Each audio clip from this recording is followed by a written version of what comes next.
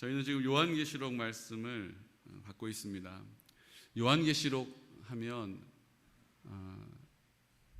우리가 두려운 마음이 있죠. 종말의 이야기가 적혀있는 책이니까. 요한계시록 하면 우리가 잘 알지 못해서 자신이 없는 마음이 있습니다. 그래서 자신이 없다 보니까 엄두가 안 나고, 엄두가 안 나다 보니까 읽는 것도 안 하게 되고, 읽지를 않다 보니까 또 자신이 없고, 그래서 어렵고 두려운 말씀이 되어버렸어요. 거기다 이제 이단들이 이 요한계시록 말씀을 앞에다 들이밀면서 마지막 때 되어질 일을 아느냐, 또 때로는 구원받았느냐라고, 구원받은 확신이 있냐라고, 몇 월 며칠 날 구원받았냐라고 물어보면 우리가 더 이상 입을 열 수가 없어요. 나 구원받은 것 같긴 한데 몇 월 며칠은 모르겠고, 나 구원받은 것 같긴 한데 내 삶이 영 안 따라주는 것 같고, 이렇게 사는데 내가 하는 기도를 하나님이 들어주실 것 같지도 않고, 내가 이렇게 사는데 하나님이 날 좋아해 주실 것 같지도 않은 마음이 우리 안에 있고, 우리의 생각이 우리를 꽉 붙잡고 있는 것입니다. 오늘 우리가 요한계시록을 그 말씀 앞으로 나가려고 합니다. 여러분들 두려워하지 마십시오. 제가 미리 한번 말씀드리는데요, 요한계시록은 절대로 두려운 말씀이 아닙니다. 아멘 하시고, 일단 아멘 해놓고 보십시오. 요한계시록은 두려운 말씀이 아닙니다. 요한계시록은 어려운 말씀이 아닙니다. 왜냐하면 요한계시록은 지금까지 구약에 있는 하나님의 사람들이 선포되어졌던 하나님의 뜻을 선포했던 것들을 총정리해주고 있는 말씀이기 때문이에요. 그리고 요한계시록의 말씀을 우리는 읽을 때 이게 무슨 의미인지 어렵다, 힘들다, 잘 모르겠다 이렇게 이야기하지만, 이스라엘 백성들은 구약의 말씀들을 쭉 함께 공동체 성경 읽기를 통하여서 큰 소리로 외치면서 그 말씀을 읽었습니다. 그래서 그들이 이 말씀을 읽을 때 성령님께서 그것을 딱 깨닫게 해주시는 거예요. 그래서 이 말씀이 지금 어디에 있었던 말씀인지를 깨닫고 그 말씀을 이해할 수 있게 되는 것이죠. 그러므로 우리가 말씀을 읽을 때 우리의 머리에 있는 지혜를 가지고 우리의 기억력으로 말씀을 읽는 것이 아닙니다. 성령님이 우리와 함께 하시기 때문에 우리의 도움이 되시기 때문에 이 말씀이 깨달아지고 기억나게 하시고 생각나게 해주시는 거예요. 그래서 이 말씀을 읽을 때 이것은 다니엘이 했던 마지막 때 일어날 일을 지금 다시 한번 얘기해 주시는 거구나. 이거는 홍해를 건널 때 그 애굽에서 포로된 삶을 살아왔던 그 이스라엘 백성들을 자유하게 하시려고 가나안으로 인도하실 때 그 홍해를 건너가는 장면을 여기에 기록해 놓으신 것이구나 라는 것을 깨닫게 되는 거예요. 여러분, 우리도 요한계시록 오늘 받을 때에 두려운 마음, 답답한 마음, 자신 없는 마음이 아니라 성령님이 날 도와주시기를 원하시지, 나는 성령님이 나와 함께 하시지 라고 하는 굳은 믿음을 가지고 이 말씀 앞에 나를 구별하는 은혜가 있으시기를 축복합니다. 요한계시록을 읽을 때 우리가 실수하는 이유가 하나 있어요. 대부분 이런 장면이죠. 우리 요한계시록 10장 1절 말씀 우리 함께 선포할까요? 지금 좀 더우시죠? 저도 좀 더운데 에어컨을 약으로 하고 뒤에 또 약으로 한번 틀어봐 주시겠어요? 네. 조금 제가 목소리를 더 크게 하면 됩니다. 소리가 좀 커서 잘 집중해서 우리 10장 1절 함께 선포해 볼까요? 내가 또 보니 힘센 다른 천사가 구름을 입고 하늘에서 내려오는데 그 머리 위에 무지개가 있고 그 얼굴은 해 같고 그 발은 불기둥 같으며. 여러분, 이걸 읽으면 우리가 뭐가 연상이 되세요? 사람들이 이걸 읽을 때 내가 이해되는 대로 이 말씀을 이해해요. 그래서 이런 그림을 그리는 거예요. 저게 지금 이 말씀을 이해한 우리의 수준에서 그려진 그림입니다. 구름이 그 몸을 이루고 있고 그 발은 불기둥과 같고 하늘에서 7개의 우레가 막 터져 나오는 장면을 저렇게 그려놓은 거예요. 여러분, 주님이 이 땅에 오실 때 저런 모습으로 오시나요? 무슨 마징가 제트도 아닌데 발에서 막 불이 나오고 있어요. 요한계시록 말씀이 우리가 이해할 수 있는 수준으로 보면 저 정도 되는 거예요. 그런데 이 요한계시록의 말씀을 이해하면요, 그 구름이 우리 가운데 임하게 된다, 구름을 입고 오신다라는 의미는 구름을 타고 오신다, 구름을 타고 오니까 구름이 많은 날은 예수님이 오시려나 하고, 옛날에 우리 믿음의 선조들은 다 조금 관심 있게 하늘을 쳐다봤어요. 좀 구름이 뭔가 좀 모양이 좀 심상치 않게 막 뭉게뭉게 피면 오늘인가? 나 준비가 됐는가? 부담을 느꼈단 말이에요. 여러분, 구름을 타고 온다는 얘기는 그 구름을 타고 무슨 그 손오공처럼 막 구름 타고 다니신다는 의미가 아니에요. 하나님의 임재가 있을 때 반드시 그 하나님의 영광을 우리의 눈으로 보면 죽게 되기 때문에 구름을 통하여서, 연기를 통하여서 그 하나님의 영광을 가려주셨습니다. 그것도 사랑이에요. 다 드러내 보이시면 우리가 그 영광을 감당할 수 없기 때문에 그 구름을 통하여 그 영광을 가려주신 거예요. 그러므로 구름이 있다라는 의미는 하나님의 영광이 그곳에 있다라는 뜻이고, 하나님의 영광이 있다는 뜻은 하나님의 임재가 함께한다라는 뜻이에요. 그러니까 하나님이 함께하고 계시다라는 것을 우리 가운데 나타내시는 표현인데, 우리가 이것을 볼 때 몸통을 구름으로 만들고 바른 불기둥 같은 것이 그 안에 있고 이렇게 이야기하잖아요. 성경은 그거다라고 얘기하지 않고 불기둥 같으며 라고 얘기하지 않습니까? 무지개가 있고 그 얼굴은 해 같고, 해가 아니라는 거예요. 해같이 밝게 빛나는데 이것을 처음 본 사도 요한이 설명할 수가 없는 거예요. 그러니까 해 같다 이렇게 쓴 거예요. 이해가 되시죠? 그러니까 하나님 말씀을 우리가 충분히, 하나님은 우리가 이해할 수 있도록 앞에 있는 성경들을 우리가 믿음의 눈으로 보기 시작하면 요한계시록의 말씀도 다 이해할 수 있는 거예요. 이 얘기는 쉽게 얘기하면 하나님의 임재가 그곳에 임하게 되었고 하나님의 영광을 보게 된다라고 하는 의미인 것이죠. 아멘이십니까? 어렵지 않으시죠? 그러니까 이게 해는 뭘 의미하고, 무지개는 뭘 의미하고, 불기둥은 뭘 의미하고, 이것보다 더 중요한 것은 하나님이 함께 하신다라는 것을 우리가 알게 된다라는 거예요. 마지막 종말의 때에, 그 종말의 증거들을 만날 때에 하나님이 우리와 함께 하신다는 것을 나타내실 줄로 믿으시기 바랍니다. 나 잘못하면 지옥 가는 거 아니야? 나 잘못하면 구원받은 거 취소되는 거 아니야? 두려워할 일이 아니라 그 가운데 하나님이 우리와 함께 하심을 나타내신다라는 것입니다. 누구에게요? 그 자녀에게. 어떤 부모가 그 자녀에게 내가 그 부모임을 드러내는 일에 인색하겠습니까? 하나님도 우리를 자녀 삼아 주실 때에 우리와 함께 하시고 우리를 사랑하신다는 것을 날마다 우리에게 표현하시고 날마다 우리에게 알게 하심을 믿으시기 바랍니다. 요한계시록 13장 1절에서 2절 말씀은요, 또 이런 장면이 나옵니다. 자, 여러분 오늘 잘 따라오시면 요한계시록 오늘 마스터 하시는 거예요. 여러분 기대가 되시죠? 이제 더 이상 요한계시록 두려워하실 이유가 없습니다. 13장 1절 말씀 2절 선포하겠습니다. 내가 보니 바다에서 한 짐승이 나오는데 뿔이 10이요 머리가 7이라. 그 뿔에는 10 왕관이 있고 그 머리들에는 신성모독하는 이름들이 있더라. 내가 본 짐승은 표범과 비슷하고 그 발은 곰의 발 같고 그 입은 사자의 입 같은데 용이 자기의 능력과 보좌와 큰 권세를 그에게 주었더라. 아멘. 그래서 우리 수준에서 이거를 그림으로 표현한 것이 이겁니다. 이거예요. 용인데 머리가 7개가 있는데 뿔이 10개가 났는데 그 위에 면류관을 쓰고 있다라는 거예요. 여러분 예수님 오실 때 저런 게 우리 앞에 펼쳐져 나타나게 될까요? 아닌 것 같죠. 이것은 우리에게 상징적으로 보여주시는 장면이에요. 그 상징이 뭡니까? 7은 하나님의 완전수를 의미하는 거예요. 10은 많다라는 뜻이고 면류관을 다 쓰고 있다라는 것은 그 면류관은 누가 쓰는 겁니까? 왕이 쓰는 거잖아요.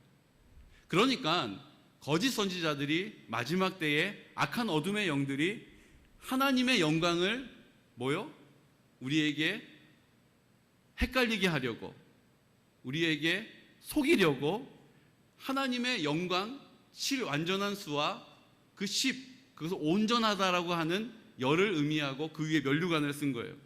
그것은 하나님이 왕이신데 하나님 대신 다른 것이 왕의 자리에 흉내를 내고 있는 장면을 우리에게 보여주는 것입니다.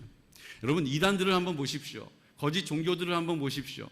다 거기에 영광이 있는 것처럼 보여요. 다 우리를 다스릴 만한 뭔가 특별한 것이 있는 것처럼 보여요. 다 왕으로 군림하고 있다라는 것입니다.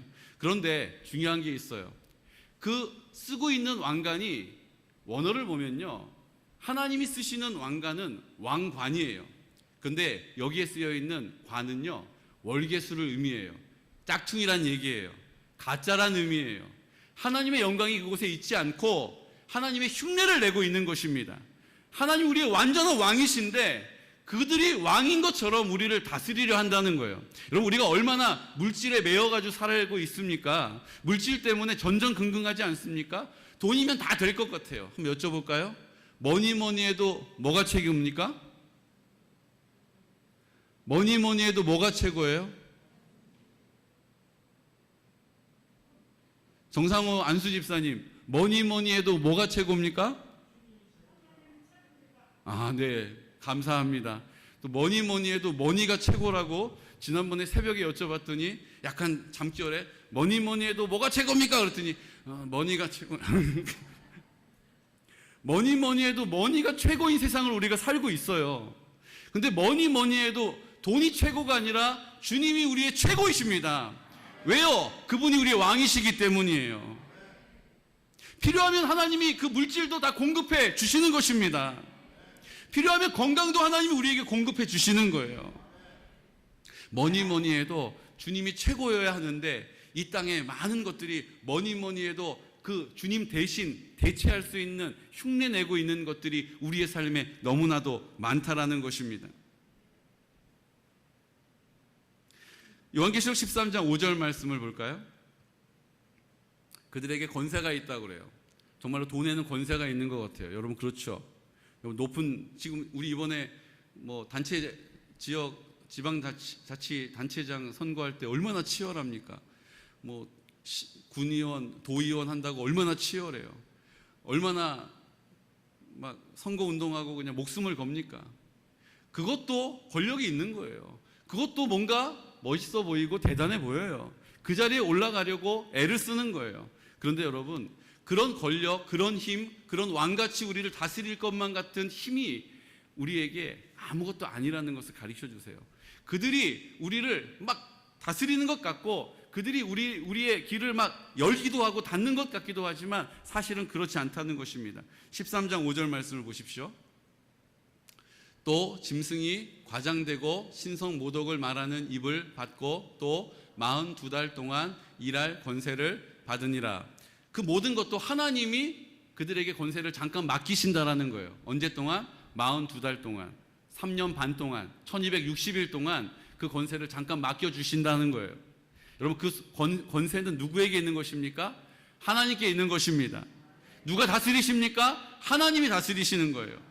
그 악한 영이 우리를 해방하고 우리를 두렵게 만드는 것 같지만 우리가 담대하게 믿음의 자리를 지키면 아무것도 아니라는 거예요. 왜요? 그 주님이 우리 마음 가운데 우리와 함께 하시기 때문에. 다음 장면을 한번 볼까요? 이 장면은요, 그 다음 페이지요. 요한계시록 17장 3절에서 4절에 있는 장면이에요. 곧 성령으로 나를 데리고 광야로 가니라. 내가 보니 여자가 붉은 빛 짐승을 탔는데 그 짐승의 몸에 하나님을 모독하는 이름들이 가득하고 7머리와 10뿔이 있으며 그 여자는 자줏빛과 붉은빛 옷을 입고 금과 보석과 진주로 꾸미고 손에 금잔을 가졌는데 가증한 물건과 그의 음행에 더러운 것들이 가득하더라. 아멘. 이 장면이 지금 그려진 게 무슨 장면입니까? 다시 한번 보여주시겠어요? 이 장면이에요.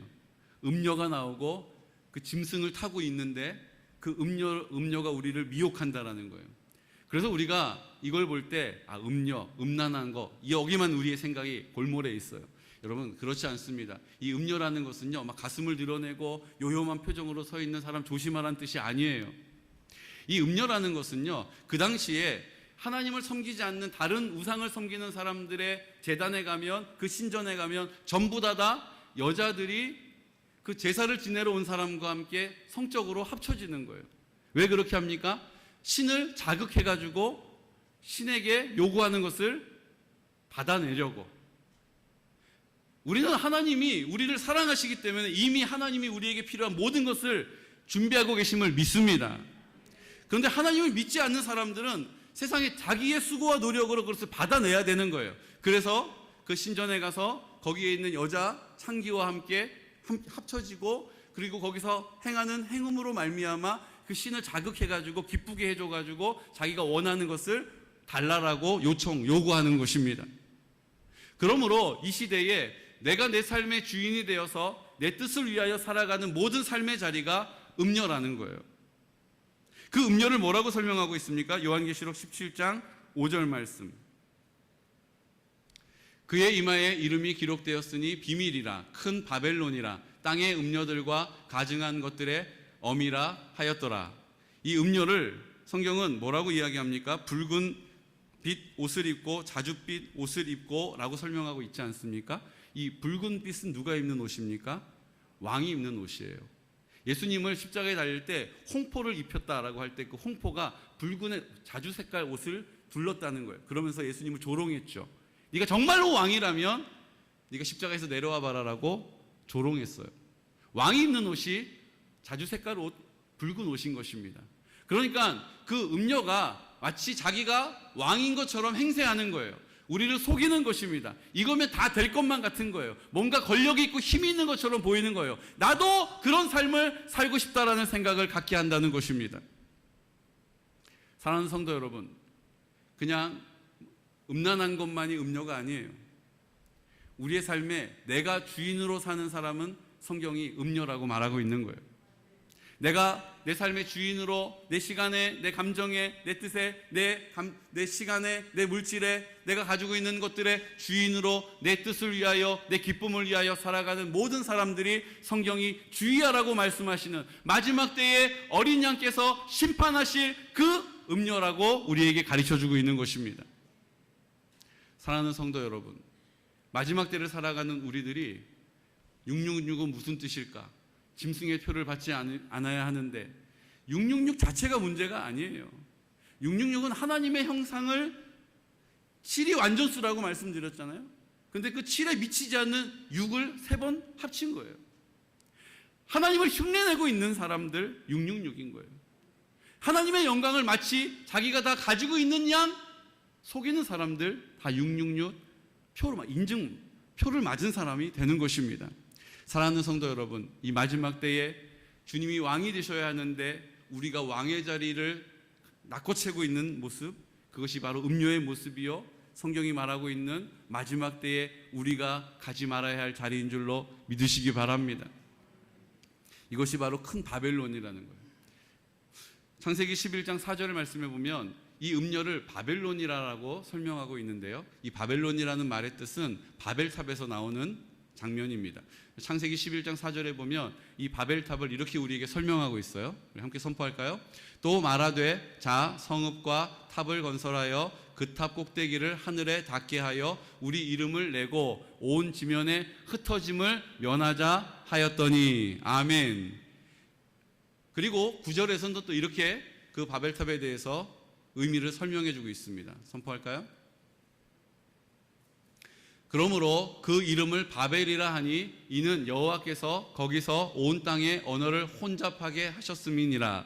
여호와께서 거기서 그들을 온 지면에 흩으셨더라. 아멘. 성경이 뭐라고 이야기하고 있습니까? 그 바벨은 그 성읍과 탑을 건설하여 그 탑 꼭대기를 하늘에 닿게 하여 우리 이름을 내자라고 말했다는 거예요.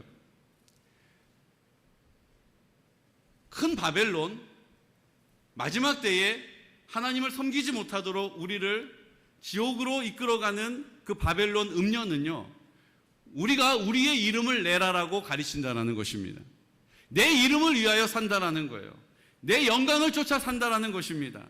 나의 기쁨을 쫓아 살아가는 인생이 마지막 때에 큰 바벨론이라고 말씀하고 있는 거예요. 여러분, 내 인생을 내가 사는 게 뭐가 문제가 됩니까? 제가 예전에 우리 교수님이 한 분 계셨는데 그 교수님께 이렇게 말씀드렸어요. 교수님, 정말로 이 땅에서 문제는 하나님이 기뻐하시는 삶은 하나님을 인정하는 것이죠. 하나님의 사랑을 우리가 인정하는 것입니다. 그런데 우리가 하나님의 사랑을 인정하지 않는 것이 하나님 앞에 가장 큰 죄입니다. 제가 이렇게 말씀을 드렸어요. 여러분 동의하십니까? 하나님 우리를 사랑하세요. 근데 우리가 그 하나님의 사랑을 인정하지 않고 우리도 하나님을 사랑합니다라고 말하지 않고 자기 사랑을 쫓아서 인생을 사는 거예요. 하나님은 그것에서 돌이키라고 말씀하시는 거예요. 자기를 사랑하는 게 죄예요, 교수님. 이렇게 말씀을 드렸어요. 그랬더니 이분이 상담학 교수님이신데 저한테 이렇게 물어보셨어요. 목사님, 자기를 사랑하는 게 죄입니까? 이렇게 물어보셨어요. 여러분, 나를 사랑하는 거 죄인가요?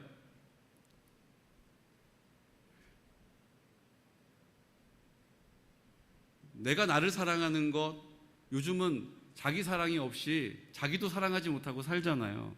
그러니까 교수님이 저한테 왜 목사님 그런 말도 안 되는 얘기를 하세요? 라고 물어보시는 게 아니라 정말로 궁금해서 물어보시는 거예요. 자기를 사랑하는 게 죄입니까? 라고 물어보신 거예요. 여러분, 자기를 사랑하는 게 죄입니까?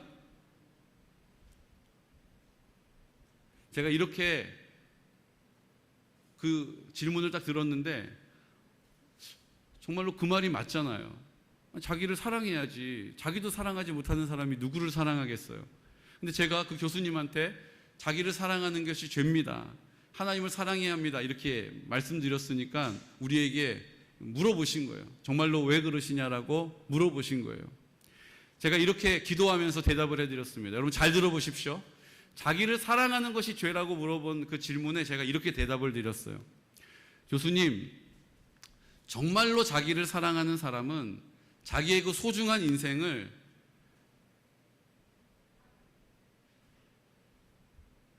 가장 안전한 곳에서 가장 확실한 방법으로 맡기고 의지하는 것입니다. 아멘? 그리고 정말로 자기를 사랑한다면 나 한 번뿐인 이 인생을 그냥 여기다가 한번 기대해보고 저기다 한번 소망을 갖는 것이 아니라 그 인생을 정말로 인도해 주시는, 그 인생을 정말로 함께 해주시는, 그 인생 가운데 정말로 위로가 되시는, 능력이 되시는, 도움이 되시는 그분께 그 인생을 맡기는 것입니다. 제가 이렇게 말씀을 드렸어요. 근데 교수님이 끄덕끄덕 하시더라고요. 자기를 사랑하는 것이 나쁜 것이 아닙니다. 문제는 자기를 사랑하다 보면 하나님을 사랑하는 마음을 잃어버리게 된다는 거예요. 자기를 사랑하는 인생을 살다 보면 하나님을 사랑하는 마음을 잃어버리게 된다는 거예요. 우리가 하나님을 사랑하게 되면 그 하나님의 사랑을 경험하게 되는 것입니다. 우리가 하나님을 사랑하게 되면 그 하나님의 도움을 받게 되는 것입니다. 우리가 하나님을 의지하게 되면 그 하나님을 의지하는 것이 가장 확실한 방법이라는 것을 경험하게 되는 거예요.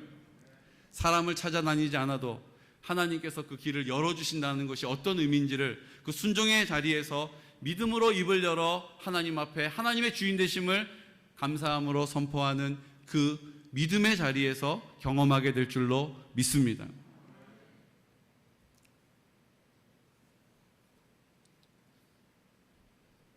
요한계시록 3장 19절에서 20절 말씀 우리 함께 선포할까요? 우리 큰 소리로 선포하겠습니다. 옆에 주무시는 분들도 이렇게 깰 수 있도록. 무릇 내가 사랑하는 자를 책망하여 징계하노니 그러므로 내가 열심을 내라 회개하라.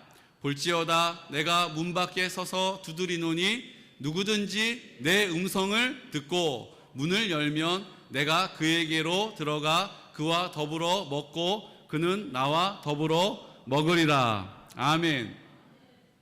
물은 내가 사랑하는 자를 책망하여 징계하노니 그러므로 내가 열심을 내라 회개하라라고 말씀하시는 거예요. 뭘 회개합니까? 나 거짓말한 거 회개합니까? 다른 사람 속인 거 회개합니까? 아니요. 성경이 우리에게 말하고 있는 회개는요, 그 다음 20절에 나타나고 있죠. 선포할까요? 볼지어다 내가 문 밖에 서서 두드리노니 누구든지 내 음성을 듣고 문을 열면 내가 그에게로 들어가 그와 더불어 먹고 그는 나와 더불어 먹으리라. 아멘. 나를 사랑하시는 주님께서 내 마음을 두드리셔서 내 마음 가운데 그 문을 열면 나와 함께 하시는 것을 경험하게 되는 것입니다. 나를 사랑하셔서 내 마음 가운데 오셔서 나를 마음껏 사랑하시고 나를 사랑하셔서 내 마음 가운데 있는 어둠의 영들로 두려워하는 우리들을 그 두려움의 영을 쫓아내 주시는 것입니다.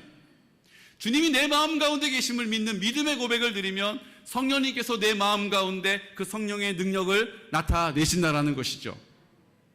그러므로 우리가 회개하지 않는 것은 주님이 내 마음 가운데 나와 함께 하신다라는 것을 인정하지 않는 것을 회개하는 것입니다. 회개한다라는 것은 주님이 내 마음 가운데 나와 함께 하심을 믿습니다 라고 고백하는 거예요. 회개한다라는 것은 주님이 나를 사랑하심을 내가 믿습니다라고 고백하는 것입니다. 오늘 우리의 마음의 문을 열고 주님이 내 안에 들어와 그와 더불어 먹고 그는 나와 더불어 마시고 먹고 나와 함께 하시고 나를 사랑해 주신다는 것을 우리가 경험하게 되는 것이죠. 여러분, 주님의 사랑을 경험하고 계십니까? 주님이 나를 사랑하신다는 게 느껴지십니까? 만약 그렇지 않으시다라면 오늘 우리가 해야 될 일은 뭘까요? 회개하는 거예요. 그냥 나 혼자인 것 같다라고 외로운 마음 가지신 분 계십니까? 그럼 우리가 할 수 있는 일이 무엇입니까? 회개하는 것입니다. 큰 바벨론과 같은 인생을 살아가는 나, 의리한 집을 보면서 우리는 뭐라고 이야기합니까? 와, 여기가 천국이네, 이렇게 얘기해요. 멋있는 차 타고 가면서 야, 편하다, 야, 여기가 천국이다, 이렇게 얘기해요. 우리의 수준은 의리한 집을 보면서 내가 바라고 원하는 일이 잘 되어지면 그것이 천국인 것처럼 느껴지는 거예요. 거기까지만 만족하는 거예요. 하지만 주님이 우리에게 주시는 천국은 무엇입니까? 주님이 우리를 마음껏 사랑하시기 때문에 그 주님의 능력이 우리의 능력이 되는 것입니다. 주님의 도움이 우리의 능력이 되는 것이죠.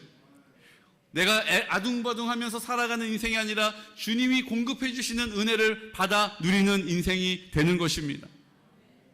이게 하나님 자녀로 살아가고 하나님 백성으로 살아간다라는 의미예요. 하나님 나라의 백성이 된다라는 것은 하나님이 왕이시기 때문에 그 왕이 나를 사랑하시고 나에게 너무나도 좋은 것을 늘 공급해 주기를 원하신다라는 것입니다. 우리가 그 믿음의 자리를 지키고 있을 때 그 은혜를 받게 되는 것입니다. 다른 방법을 쫓아가지 않고 그 믿음의 자리를 지키고 주님이 내 삶의 주인이시고 내 마음 가운데 나와 함께 하심을 믿는 믿음의 고백을 드릴 때에 성령님께서 내 안에서 능력으로 말씀하신다라는 거예요. 그것을 깨닫게 하시고 경험하게 하시고 느끼게 하신다라는 것입니다.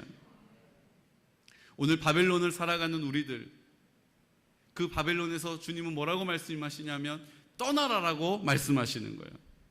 그 바벨론에서 떠나라라고 우리에게 경고하고 계신다라는 것입니다. 요한계시록 10장 9절에서 10절 말씀 우리 함께 선포할까요? 내가 천사에게 나아가 작은 두루마리를 달라 한즉 천사가 이르되 갖다 먹어버리라. 내 배는 쓰나 내 입에는 꿀같이 달리라 하거늘 내가 천사의 손에서 작은 두루마리를 갖다 먹어버리니 내 입에는 꿀같이 다나 먹은 후에 내 배에서는 쓰게 되더라. 아멘. 우리가 어떻게 회개할 수 있습니까? 우리가 어떻게 그 믿음의 길을 갈 수 있습니까? 우리가 어떻게 그 믿음의 자리를 지키고 서 있을 수 있습니까? 그것은 말씀을 내 마음 가운데 삼킬 때 가능하다라는 거예요. 내가 내 생각으로 말씀을 평가하고 내가 내 말씀으로 이해하려고 하고 이해되지 않으면 튕겨내는 것이 아니라 아멘으로 그 말씀을 먹을 때에 받을 때에 그 말씀이 우리 안에 양약이 되는 것입니다. 성경은 우리 가운데 그 말씀을 믿음으로 바라보면 그 말씀이 우리 입에 달게 해주시겠다라고 말씀하시는 거예요. 그리고 내 몸에 내 마음에 들어가면 그것이 양약과 같이 우리를 유익하게 만들어 준다라는 것입니다. 요한계시록 10장 11절 말씀 함께 선포할까요? 그가 내게 말하기를 내가 많은 백성과 나라와 방언과 임금에게 다시 예언하여야 하리라 하더라. 아멘. 하나님의 말씀의 뜻은 어디에 있습니까? 하나님이 그 말씀을 우리에게 주신 이유가 어디에 있습니까? 주님이 나를 사랑하신다라는 것을 우리에게 성경에 기록해 놓으신 거예요.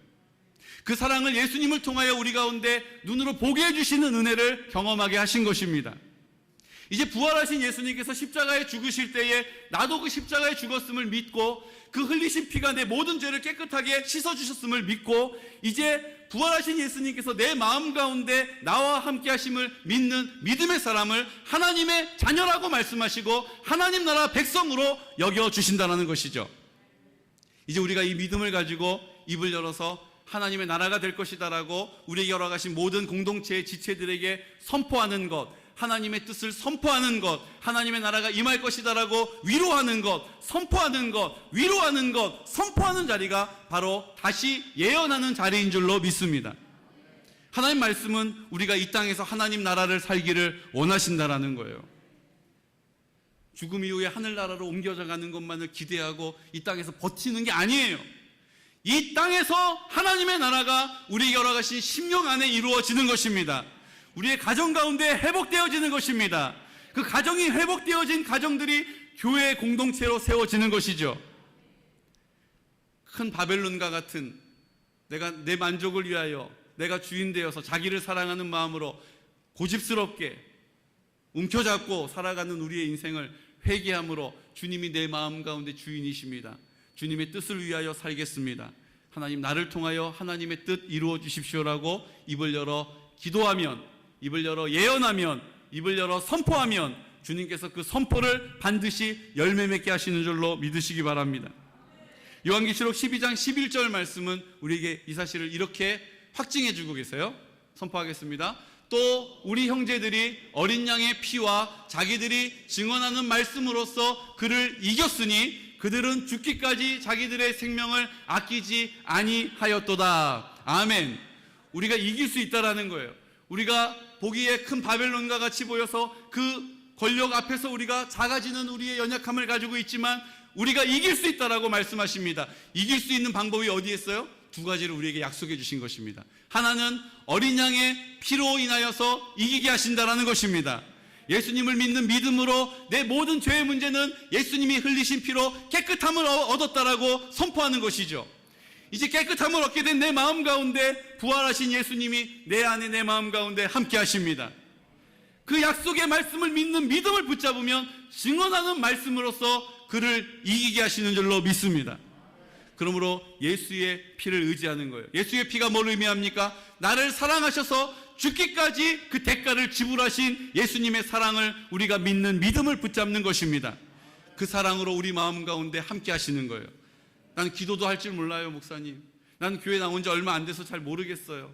저 체험도 없어요. 상관없습니다. 오늘 입을 열어서 예수님이 내 마음 가운데 나와 함께 하시고 그분은 십자가에 죽으실 때 나도 그 십자가에 죽었음을 믿습니다. 이제 흘리신 피가 내 모든 죄를 깨끗하게 용서하시고 이제 죽음의 문제는 생명의 부활이 되신 부활의 첫 열매로 내 마음 가운데 생명이 되신 예수님이 나의 생명이 되셨습니다.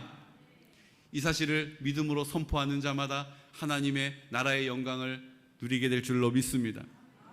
오늘 우리가 혼인잔치를 오늘 말씀을 받았잖아요. 마지막 때 어린 양의 혼인잔치가 있다라는 거예요. 우리는 신부로 부름받은 줄로 믿습니다. 요한계시록은 사도 요한이 쓴 책이에요. 사도 요한이 쓴 성경 중에 요한복음이 있죠. 요한복음에만 유일하게 나오는 비유의 사건이 하나 있습니다. 그게 뭐냐면 수가성 혼인잔치예요. 혼인잔치에 포도주가 떨어졌고 예수님께 그것을 구하자 여인이여 나랑 무슨 상관이 있느냐라고 말할 때에 하인들에게 말합니다. 너희들 아무리 바쁘고 힘들어도 예수님이 하라 하는 대로 꼭 순종하라고 말해요. 그리고 그 하인들이 바빠 죽겠는데 하객들이 막 넘쳐나는데 예수님 말씀하세요. 저 돌 항아리에 물을 담아라. 그랬더니 이 하인들이 뭐라고 그래요? 지금 얼마나 바쁜데요. 요거 바쁜 거 끝나고 담을게요. 이렇게 말하지 않았어요. 그 말이 떨어지자마자 그 돌 항아리에 물을 담기 시작해요. 여러분 그 돌 항아리는요 마실 물을 담는 항아리 아니에요. 발 씻는 물, 허드렛 물 담는 항아리예요. 그런데 이해가 안 되는데 하라 하시는 말씀대로 순종하고 물을 거기에 담은 거예요. 아구까지 채웠더니 이제 떠서 갖다 주라라고 말해요. 그것을 받아서 맛본 연회장이 뭐라고 이야기합니까? 아니 대부분 좋은 술을 먼저 내놓고 사람들이 취하면 나쁜 술을 내놓는데 이 집은 어떻게 사람들이 취한 이후에 술이 떨어지고 가장 좋은 극상품 포도주를 내놓았느냐라고 신기해합니다. 그 되어진 일들을 누가 알았을까요? 물을 떠온 하인들만 알았다는 거예요. 사랑하는 성도 여러분, 오늘 주님께서 우리에게 혼인잔치의 비유를 말씀하세요. 여러분 그 혼인잔치에 그 포도주가 다 떨어져서 이제 큰일 났다 낭패다라고 이야기할 때에 다시 예수님이 그 포도주를 물을 포도주로 바꾸어 주시자 가장 기뻐했던 사람이 누구였을까요? 가장 안심했던 사람, 가장 기뻐하고 감사했던 사람이 누구였을까요? 저는 신부였다라고 생각해요. 여러분 그 신부가 내가 오늘 시집가는 날인데 오늘 내가 시집가는 날인데 오늘 이렇게 잔치가 엉망이 되면 안 되는데 가장 조바조바했을 거예요. 예수님이 그 신부를 가장 행복하게 해주신 것이죠. 오늘 혼인잔치의 비유는 어디에 의미가 있습니까? 마지막 때 우리를 신부로 부르셨다라는 거예요. 혼인잔치의 비유는 또 있습니다. 신랑을 맞이하기 위하여 준비하고 있었던 10명의 신부가 있어요. 5명은 지혜롭고 5명은 미련한 사람이었어요. 지혜로운 사람과 미련한 5신부 10명이 그 신랑을 기다렸어요. 그런데 신랑이 더디 오자 어떻게 됐습니까? 다 졸기 시작하는 거예요. 지혜로운 신부들은 허벅지를 찌르면서 잠을 쫓아낸 게 아니에요. 성경은 5명 지혜로운 처녀도 5명 미련한 처녀도 다 같이 졸고 있었다라고 말하고 있습니다. 그렇다라고 미련한 처녀들이 갖고 있었던 등불이 꺼진 것도 아니에요. 신랑이 온다라고 하는 소식, 나팔 소리가 들리자 그들이 눈을 떠보니까 똑같이 지혜로운 5처녀도 미련한 5처녀도 다 똑같이 등불에 불은 켜져 있었어요. 근데 차이가 있었습니다. 무슨 차이였을까요? 미련한 5처녀는 기름이 준비되어 있지 않았다라는 거예요. 지혜로운 5처녀는 기름을 준비해 놓았다라는 것입니다. 기름은 성령을 의미하는 거예요. 우리 안에 성령이 없으면 주님을 맞이할 준비가 되어 있지 않은 것입니다. 성령님 우리 가운데 나와 함께 하셔서 내가 그 하나님의 나라를 살 수 있도록 도와주시기 때문이에요. 성령님이 나와 함께 하셔서 내게 필요한 모든 것들을 성령님의 능력으로 공급해 주시기 때문인 것입니다. 내 안에 성령의 충만을 구하지 않으면 우리 안에 성령이 없어요. 똑같이 불은 켜져 있는 것 같아요. 똑같이 예배를 드리러 나왔어요. 똑같이 말씀을 읽기도 해요. 똑같이 기도도 하고 있어요. 그런데 내 안에 성령님이 없으면 우리가 하는 그 모든 일들이 신부로서 준비되어짐이 아니라는 거예요. 여러분 두렵고 떨림으로 들으시기를 축복합니다. 그냥 예배만 안 빠지면 되지 뭐 예배 이렇게 드리는 것만 해도 어디야? 아니요. 주님 우리에게 예배를 온전하게 드릴 뿐만 아니라 성령으로 충만할 수 있는 충분한 사랑을 우리에게 공급해 주신 줄로 믿으시기 바랍니다. 우리의 인생을 한번 돌아보십시오. 하나님이 우리를 얼마나 사랑하시는지를 기억하게 될 것입니다. 기도해 보십시오. 주님, 제가 하나님 날 사랑하신다는 게 잘 안 믿겨집니다. 느껴지지 않습니다. 여러분 그 일을 놓고 기도해 보십시오. 성령님이 내 안에서 찬양할 때마다, 말씀을 읽을 때마다, 기도할 때마다 나를 얼마나 사랑하시는지를 깨닫게 하시고 인정하게 만들어 주신다는 거예요. 순종하는 사람만이 경험하게 되는 것이죠. 그 하인들이 순종함으로 그 기적을 경험하게 된 것입니다. 우리도 순종할 때에 하나님 우리 인생 가운데 나타내시고자 하시는 그 사랑의 능력, 그 순종의 능력, 그 기적의 역사를 우리에게도 경험하게 하실 줄로 믿습니다. 오늘 주님께서 우리를 혼인잔치로 초대하신 거예요. 신랑을 맞이하는 신부로 우리를 오늘 부르고 계신 것입니다. 여러분 신부로서 기름을 준비하고 계십니까? 신부로서 내가 성령의 충만함을 구하고 계십니까? 그 성령은 입을 열어 구하는 자마다 하나님께서 우리에게 부어주시는 은혜인 줄로 믿습니다. 요한계시록 17장 14절 말씀 우리 함께 선포할까요?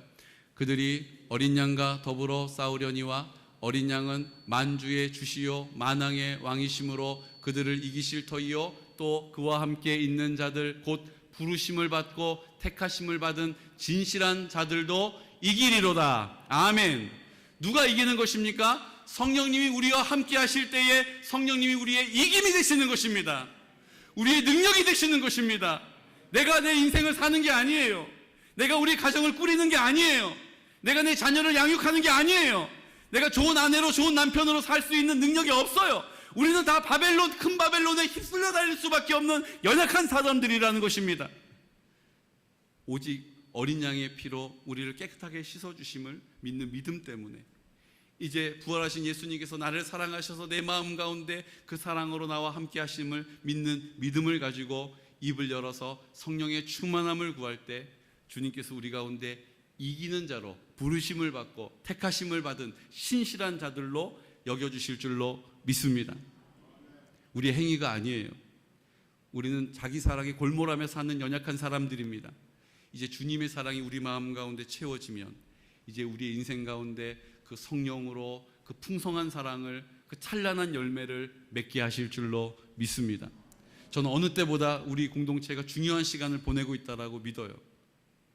우리가 그 기대하고 기뻐하는 것, 우리가 생각하는 여기가 천국이다라고 생각하는 그 길을 그냥 애쓰면서 걸어가는 아둥바둥 걸어가는 인생 지금까지 살아오셨잖아요. 내가 어떻게 해보려고 내 자녀들에게 큰 소리도 치시고 내 배우자에게 막 말 안 하고 막 한 달도 있어보고 해보셨잖아요. 열매가 없어요. 성령님이 나를 통하여 도와주시지 않으면 그 마음도 바꾸지 않아요.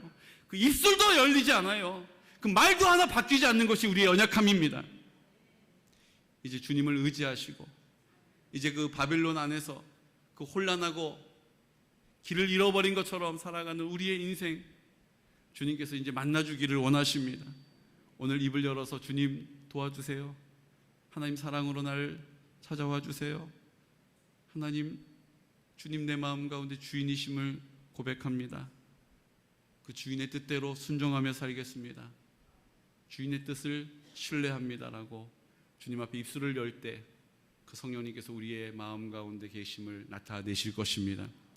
오늘 이 시간 우리 안에 혼란한 바벨과 같은 마음으로 살아가는, 그래서 인생 가운데 너무나도 지치고 낙심하고 있는 마음들이 있다면, 두려운 마음들이 있다면 오늘 내 안에 성령으로 충만케 하셔서 이제 하나님의 나라를 살게 하시는 주님의 은혜를 확신하시면서, 주님 어린 양의 피를 의지합니다. 나를 위하여 피 흘리신 예수님, 나도 그 십자가에 죽었고 그 죄가 깨끗하게 용서함 받고 이제 부활하신 예수님 내 마음 가운데 계심을 믿고 내 생명의 근원이 되셨음을 인정합니다. 성령님 도와주십시오라고 시간 다 같이 자리에서 일어나셔서 오늘 주님께서 우리의 그 고백을 듣기를 원하십니다. 도무지 회개하지 않는 그들에게 입술을 열어 회개할 때에 회개의 열매를 맺게 하실 줄로 믿습니다. 이 시간 다 같이 입을 열어 선포할 때에 주님, 우리 안에 바벨과 같이 혼란한 마음이 있습니다. 우리의 가정이 여러 가지 혼란한 문제들이 있습니다. 주님, 잘 해보려고 이리저리 수고하였으나 하나님 열매가 없습니다. 주님 불쌍히 여겨주십시오. 주여 도와주십시오. 주님 그 길을 인도해 주옵소서. 이 시간 다 같이 입술을 열어 찬양하면서 우리 하나님 앞에 우리의 마음을 고백하고 그리고 입술을 열어 기도함으로 하나님을 인정하겠습니다. 하나님을 선포하겠습니다. 우리 고백합시다.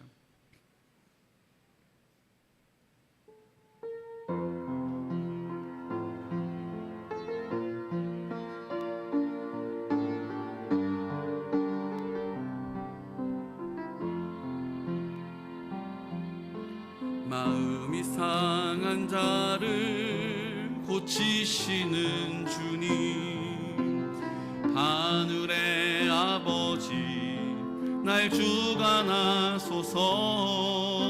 주의 길로 인도하사 자유케 하소서.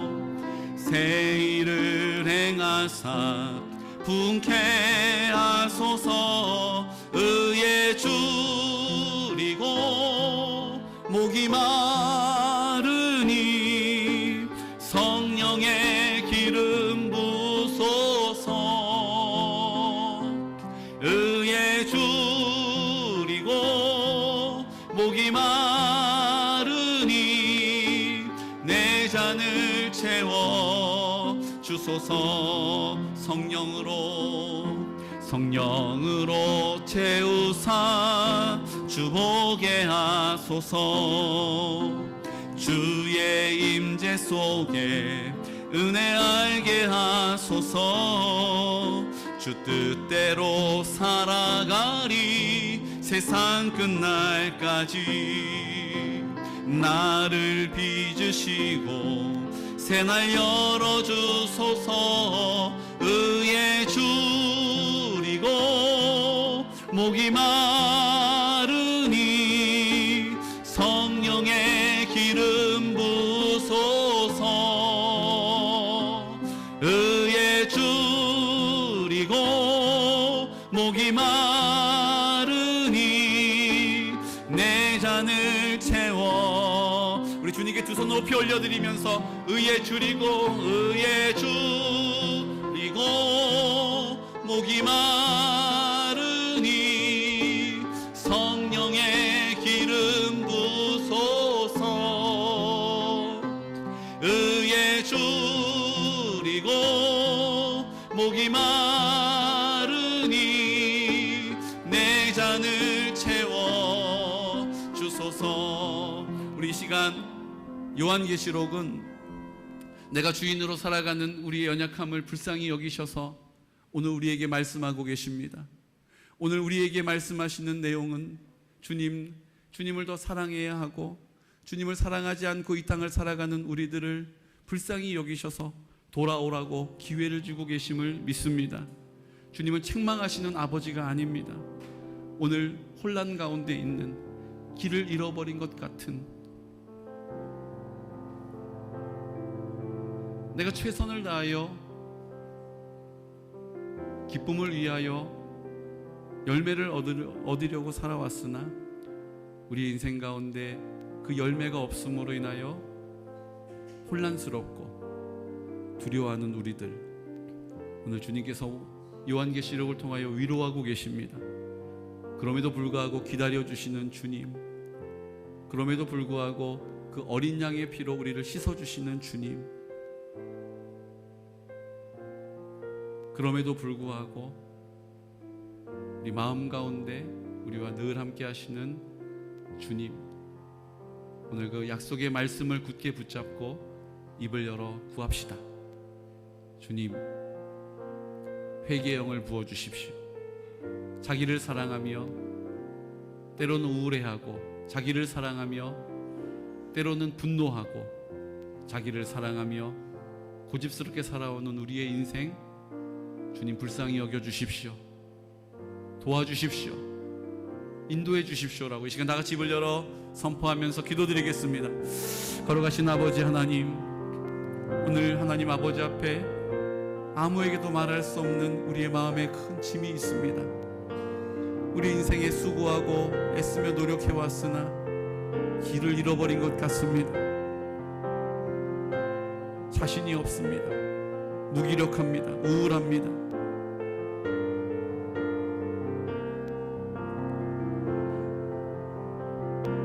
고아와 같은 마음으로 두려워하며 살아가고 있습니다. 주님 아버지, 오늘 우리를 불쌍히 여겨 주옵소서. 성령님, 오늘 이 시간 성령으로 우리를 만나 주십시오. 성령님, 내 마음 가운데 계심을 나로 알게 해 주십시오. 성령님, 우리 한 사람 한 사람 만나 주시기를 원합니다. 오늘 주님 아버지 앞에 용기를 내서 성령님 회개의 영을 부어주십시오. 회개합니다. 주님, 내가 나를 사랑하는 마음으로 주님 무시하고 주님 의지하지 않고 주님의 사랑을 외면하면서 그렇게 살아왔습니다. 하나님 아버지, 오늘 나를 불쌍히 여겨주십시오. 이제 하나님, 주님 그 길을 잃어버렸으나 주님께서 우리의 인도함이 되어주심을 믿습니다. 오늘 우리를 위로해 주십시오. 우리 자녀들을 잘 양육할 수 있도록 지혜를 주십시오. 지혜의 성령님, 우리의 입술을 주장해 주십시오. 걸어가신 아버지 하나님, 그 배우자를 위하여 기도하고 있으나 하나님 안쓰럽고 안타까운 마음은 있으나 하나님 그 영혼을 놓고 사랑하는 마음으로 구하진 못하고 있습니다. 나를 위하여 구하지, 내 만족을 위하여, 하나님 내 편안함을 위하여 하나님 그렇게는 구하지만 정말로 주님의 마음으로 구하지 못하였습니다. 주님, 우리가 하나님 아버지 앞에 나와 한 지체로, 한 공동체로, 한 가정으로 부름받았습니다. 오늘 하나님 아버지 앞에 마음을 열게 하심을 감사합니다. 마지막 때를 살아가는 우리들, 하나님 사랑으로 새로워지게 하시고 온전하게 하시고 그 사랑이 우리를 힘있게 하시고 평안하게 하여 주심을 믿습니다. 주님도 사랑하며 살아갈 수 있도록 도와주시옵소서. 주님, 나를 사랑하는 것, 가장 사랑하는 방법은 주님 한 분 더 사랑하는 것입니다. 주님께 맡기고 의지하는 것입니다. 주님의 인도함을 따르는 것입니다. 순종의 태도를 가지고 믿음의 길을 걸어가는 것입니다. 주여, 그 믿음의 자리를 지킬 때에 그 성령님 우리 안에 그 풍성한 열매를 맺게 하여 주옵소서. 우리의 인생 가운데 하나님 형통의 복을, 하나님의 크신 사랑을, 나와 함께 하시는 능력을 경험하게 하여 주옵소서. 주님 감사합니다.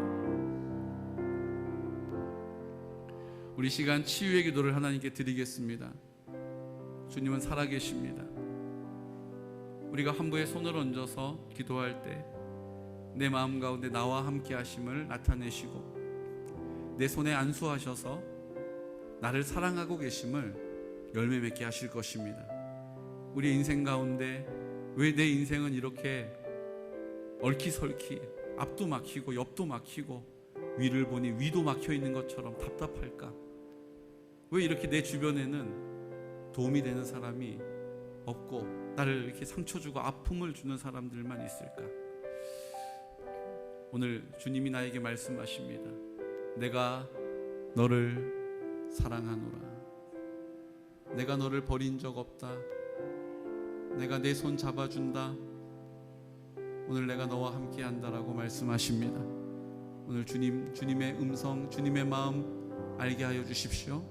주님, 나를 고쳐주십시오.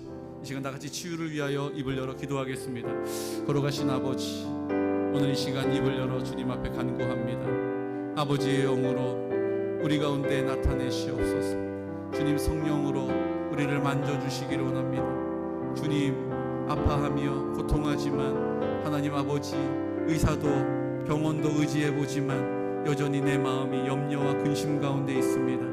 주님, 원망과 불평이 떠나질 않습니다. 주님, 내 마음을 불쌍히 여겨주십시오.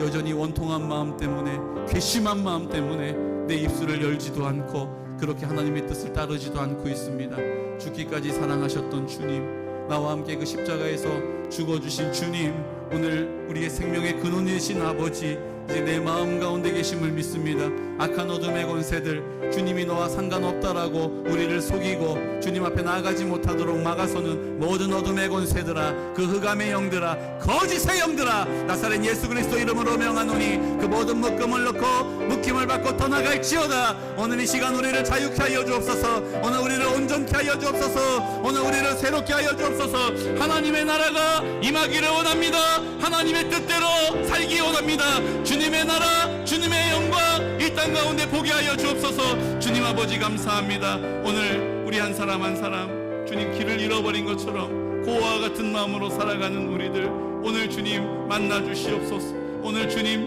우리의 손을 잡아 주옵소서. 오늘 우리를 새롭게 하여 주옵소서. 하나님 아버지, 이제 구원받은 기쁨으로 살기 원합니다. 우리의 삶의 마지막 종말이 찾아올 때에 이것이 우리 가운데 염려가 아니라, 우리 가운데 부담이 아니라, 두려움이 아니라 주님 소망하며 주님 앞에 설 수 있도록 성령님 도와 주옵소서. 오, 감사합니다. 아버지, 감사합니다. 주님 아버지,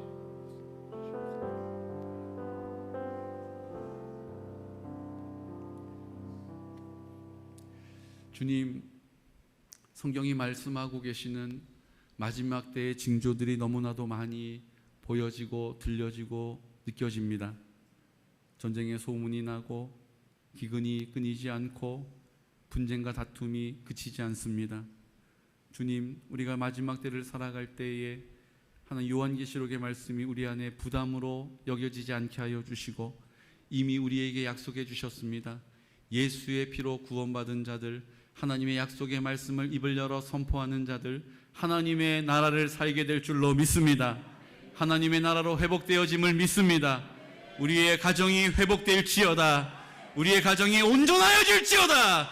악한 어둠의 권세들아, 막아서고 방해하고 의심하게 하는 모든 거짓의 영들아, 나사렛 예수 그리스도 이름으로 명하노니 이 시간 모든 묶음을 놓고 묶임을 받고 떠나갈지어다. 주님, 길을 잃어버린 것처럼 살아가는 우리들, 고아와 같은 마음으로 살아가는 우리의 낭패들을 주님 불쌍히 여겨 주시옵시고, 이제 주님 앞에 입을 열어 선포했습니다.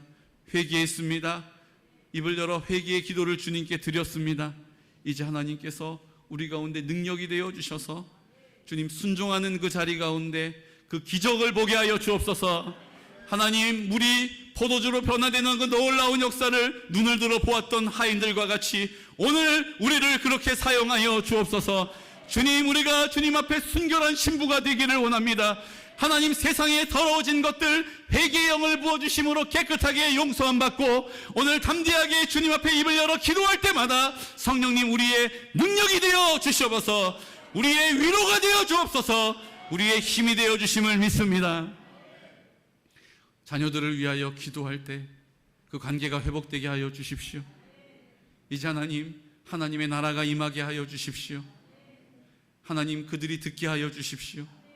주님, 우리 가정을, 배우자를 위하여 기도하는 우리의 기도가 아버지의 마음으로 기도하게 하여 주십시오. 안쓰러운 마음, 안타까운 마음이 아니라 하나님, 우리 부모를 위하여 기도할 때, 내 자녀를 위하여, 형제를 위하여 기도할 때 주님이 나에게 주시는 마음으로 기도하게 하여 주십시오.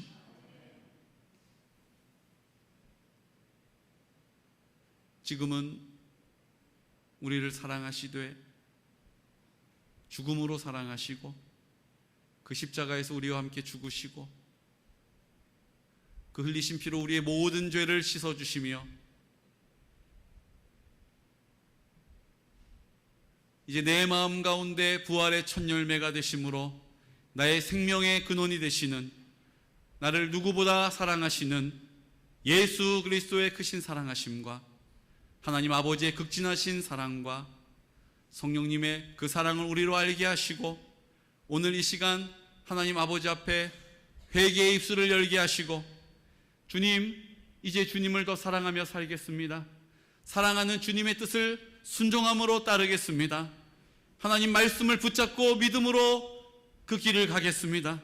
성령님 도와주십시오라고 주님의 얼굴을 구하는, 주의 이름을 구하는, 지금까지 내 이름을 위하여 내 영광을 위하여 살아왔던 자리를 돌아서 이제 주님 앞에 믿음으로 순종하기로 결정하는 우리 모든 성도들의 기도와 간구를 들으시고 그 하나님의 나라로 회복시켜 주시는 성령님의 교통하심과 인도하시고 동행하시는 그 놀라운 사랑의 역사가 오늘 이 시간 함께 기도함으로 하나님의 나라를 소망하며 그 하나님의 나라를 기뻐하기로 결정하는 모든 성도들의 머리 위에, 그들의 생업 위에, 그들의 가정과 자자손손 위에, 원근각처에 떨어져 있는 모든 성도들의 머리 위에,